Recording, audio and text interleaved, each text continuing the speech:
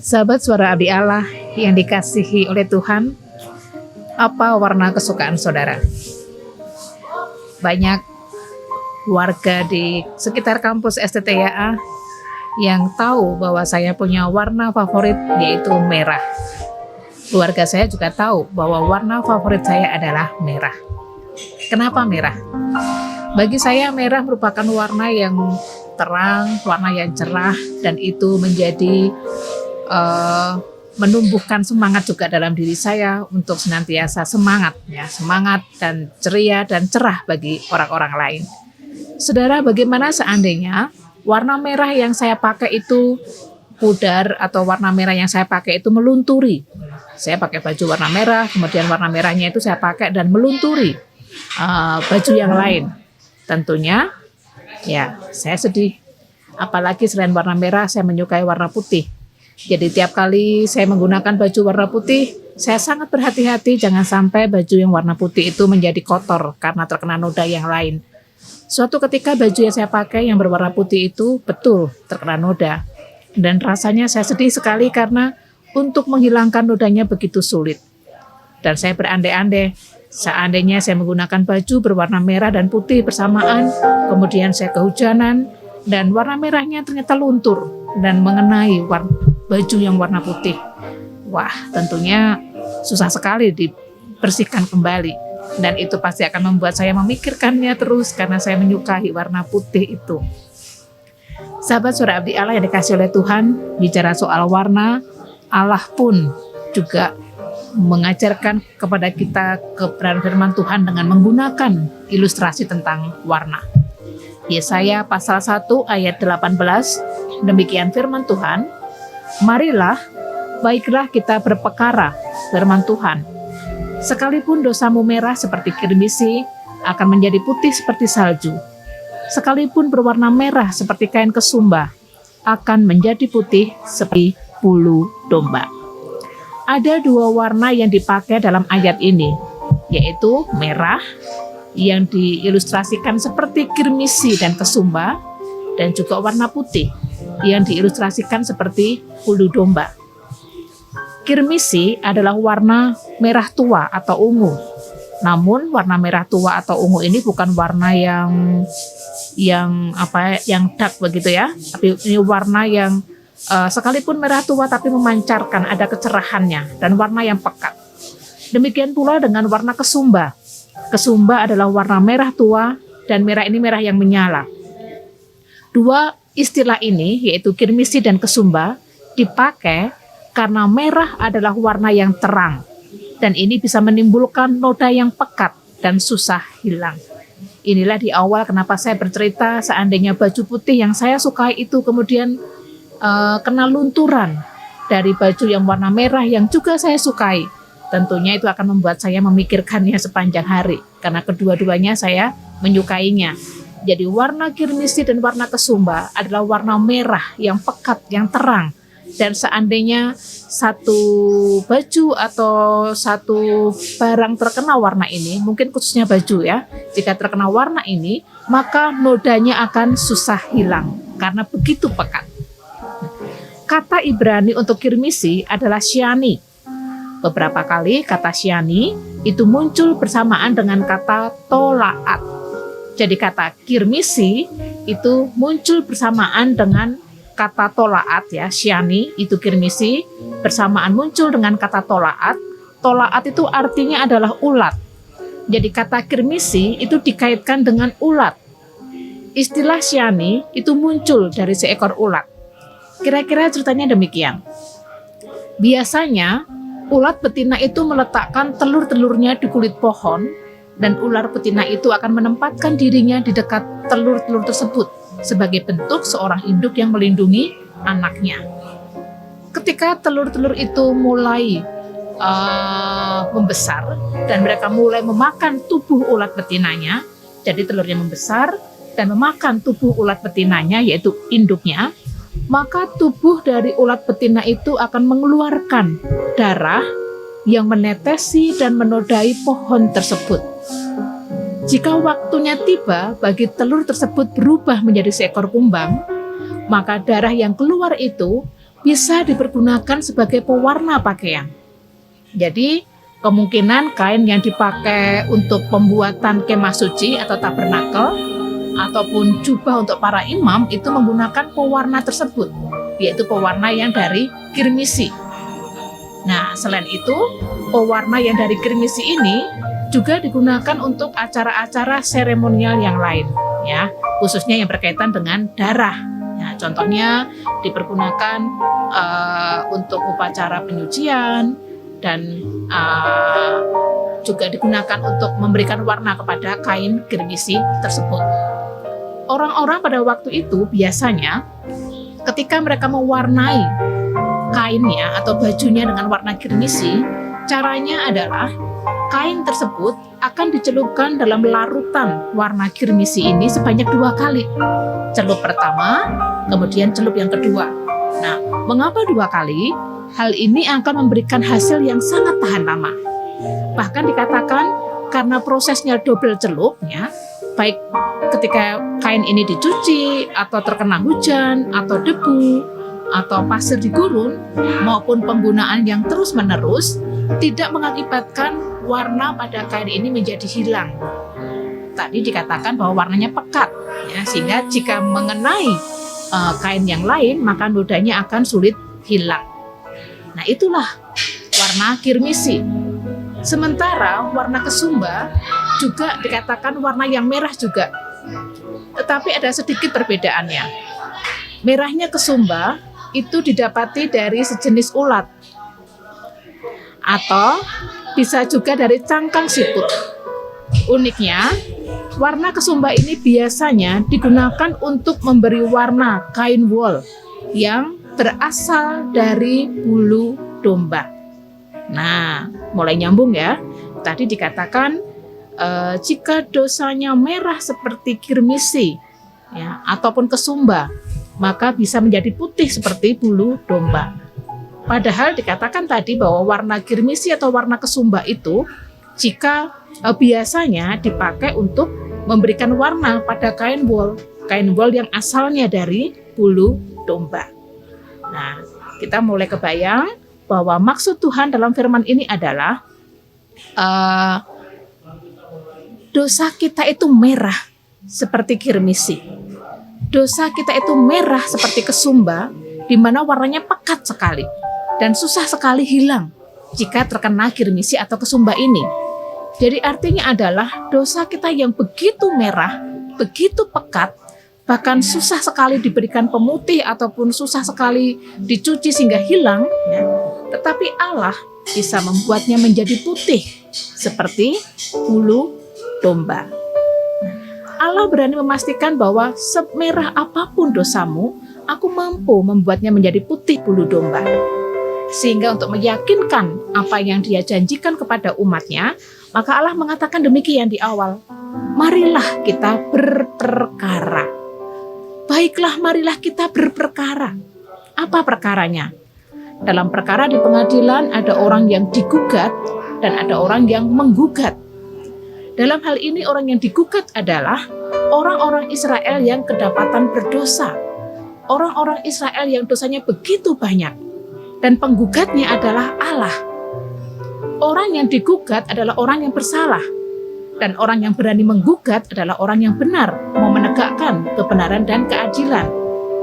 Tetapi sebagai penggugat, Allah masih memberikan kesempatan kepada orang yang digugatnya ini dengan mengatakan, sekalipun dosamu begitu pekat merah, bahkan dikatakan susah sekali untuk dibersihkan, susah sekali untuk dibuat menjadi putih, namun aku berani mengatakan bahwa jika engkau mau bertobat, dan menunjukkan kemauan untuk hidup dengan takut akan Tuhan, tidak peduli sekecil apapun dosamu, tidak peduli sekotor apapun engkau, aku mau mengubah yang warnanya pekat itu seperti kirmisi dan kesumba menjadi putih seperti bulu domba. Dan tidak ada yang mustahil bagi Allah. Anugerah Allah mampu menyucikan umat Israel yang berdosa itu, dikuduskan, disucikan oleh Allah menjadi putih seperti tidak bernoda sama sekali, putih seperti salju yang tidak ada nodanya, putih seperti bulu domba yang tidak ada nodanya. Saudara, membayangkan firman ini sangat menggetarkan bagi saya. Bicara soal dosa, siapa sih di antara kita yang berani mengatakan dengan lantang, dengan gagah bahwa kita adalah orang yang tidak berdosa? Sehebat apapun anak-anak Tuhan menjadi hamba Tuhan dengan hidup takut akan Tuhan, ya, tetap saja mereka pun masih memiliki kemungkinan untuk berbuat dosa. Namun Allah berani mengatakan, semerah apapun dosamu, aku mau menyucikan engkau, menguduskan engkau kembali, sehingga dosamu putih seperti bulu domba. Saudara, hari ini ada yang kontak saya, kemudian dia memberikan pilihan kepada saya. Ya, ini ada seorang guru agama mendapatkan pilihan, mendapatkan soal multiple choice dari A, B, C, D, E. Namun pilihan A, B, C, D, E-nya itu jawabannya hampir mirip, saudara. Sehingga dia ragu-ragu memilih yang mana, ya, bukan nggak tahu, tapi ragu-ragu memilih yang mana. Soalnya demikian, saya bersukacita dan saya bersyukur karena saya lupa nih yang A apa, yang B apa dan sebagainya, dan ada salah satu pilihannya adalah karena dosa saya ditebus dan disucikan oleh Allah. Dan ketika dia mengajak saya berdiskusi, saya mengatakan kalau saya memilih yang B, bahwa Allah telah menebus dosa saya dan telah menyucikan diri saya sehingga saya sangat bersukacita. Apa yang paling membuat saudara bersukacita? Apakah ketika saudara berada di pelaminan dan menikah dan diberkati di gereja? Ataukah ketika saudara lulus sebagai sarjana teologi, sarjana pendidikan, sarjana apapun itu? Ataukah ketika saudara mempunyai pacar? Ketika saudara memiliki keberhasilan dalam hidup? Atau apa? Menjadi hal yang paling membuat saudara bersukacita. Dan saya kembali diingatkan dengan kejadian hari ini, di mana ada soal dengan pilihan yang hampir mirip dan sulit, ya. Dan saya mengatakan bagi saya sangat bersukacita ketika Allah mau mengampuni saya dan menebus dosa saya. Artinya adalah saya yang tidak pantas untuk dibebaskan dari perkara, saya yang tidak pantas untuk diampuni, tapi Allah mau mengampuni saya.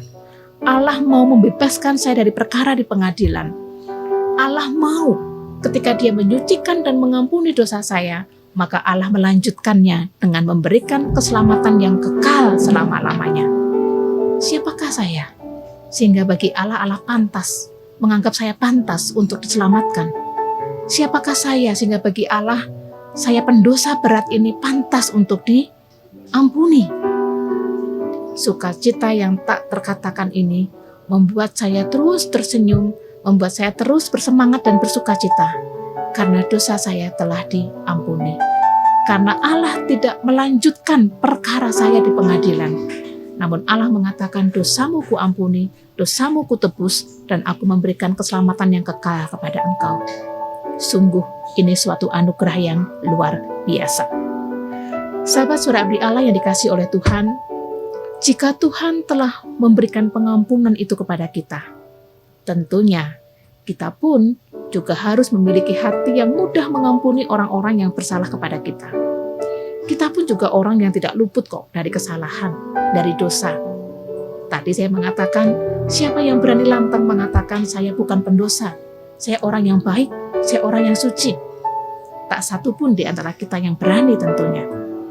Dan jika Allah telah memberikan anugerah mengampuni kita, maka semestinya kita pun juga dengan penuh kasih mudah mengampuni orang-orang yang melakukan kesalahan.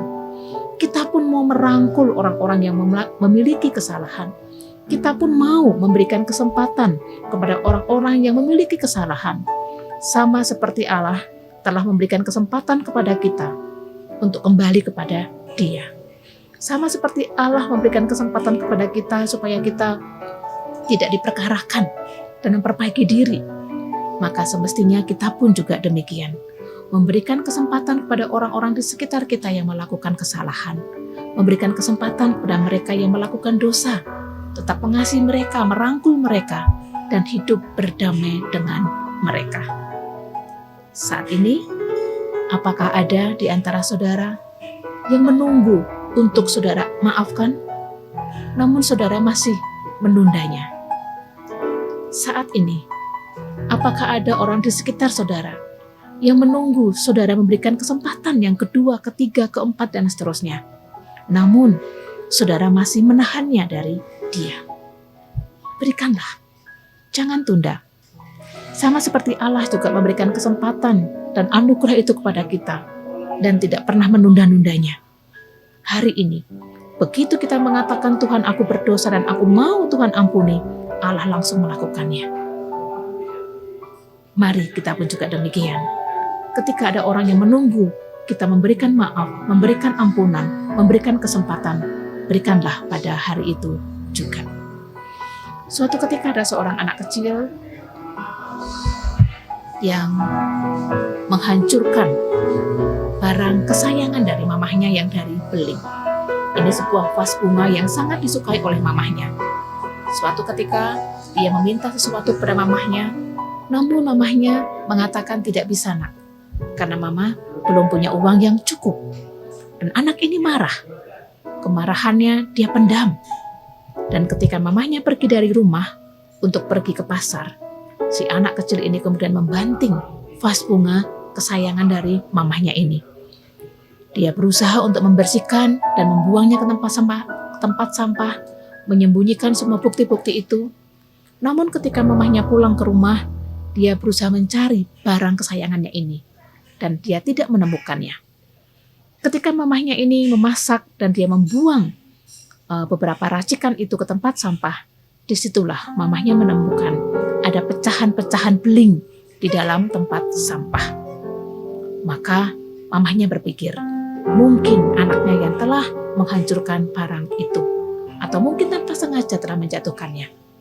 Dipanggilnyalah anaknya ini dengan lembut. Si mama ini kemudian bertanya, nak, apakah engkau menjatuhkan bunga kesayangan mama? Awalnya anak ini mengelak. Dia mengatakan, tidak, aku tidak tahu. Tapi kemudian mamahnya terus mengejar dengan lembut juga. Di rumah ini tidak ada orang lain nak, kecuali engkau dan mama. Dan ketika mama pergi dari rumah, vas bunga itu masih ada. Namun begitu pulang, vas bunganya telah hancur. Kemudian anak ini merasa bersalah karena mamanya begitu lembut menegur dia, dan dia mengatakan, betul mah, tersenggol. Kemudian mamanya bertanya kembali, apakah engkau melakukannya dengan sengaja atau tidak sengaja? Tersenggolkah ataukah engkau sengaja membantingnya? Dan anak ini mengaku, ya, aku telah membantingnya. Kemudian anak ini diam, mamanya juga diam. Mereka berdua saling diam cukup lama, sekitar 10 menit. Kemudian akhirnya anak ini yang memulai untuk berbicara. Kenapa mama tidak marah kepadaku? Kenapa mama tidak memukul aku? Dan mamanya mengatakan, saat ini mama hanya menunggu kamu mengatakan maaf dan mama akan memberikan maaf. Menangislah anak ini, kemudian dia peluk mamahnya dan dia mengatakan, mama, aku minta maaf. Kemudian dengan tersenyum mamahnya mempererat pelukannya dan dia mengatakan kepada anaknya, ya, mama maafkan kamu dan jangan diulangi lagi. Saudara, ada kalanya kita ketakutan. Kita berbuat dosa, kita berpikir, aduh, Allah akan menghajarku, Allah akan menghukumku. Padahal Allah sedang menunggu kita mengatakan, Tuhan, ampuni aku. Dan Tuhan pun akan memberikan ampunan itu kepada kita. Sahabat suara abdi Allah dikasih oleh Tuhan, itulah hatinya Allah kita. Hatinya Allah yang menunggu hati kita, menunggu mulut kita mengatakan, Tuhan, aku bersalah dan ampunilah aku. Dan banyak orang juga mungkin saat ini menunggu kata-kata maaf dari kita. Jangan tunda, berikanlah maaf dan berikanlah kesempatan itu. Sama seperti Allah telah memberikan maaf dan kesempatan kepada kita. Bapa di surga, kami sungguh bersyukur memiliki Allah seperti Engkau. Allah yang terus memberikan ampunan dan ampunan. Allah yang menunggu kata maaf dari kami. Dan kami mohon pengampunan-Mu Tuhan. Kami mengatakan kami berdosa Tuhan, ampunilah kami. Kami sungguh bersyukur anugerah Tuhan luar biasa.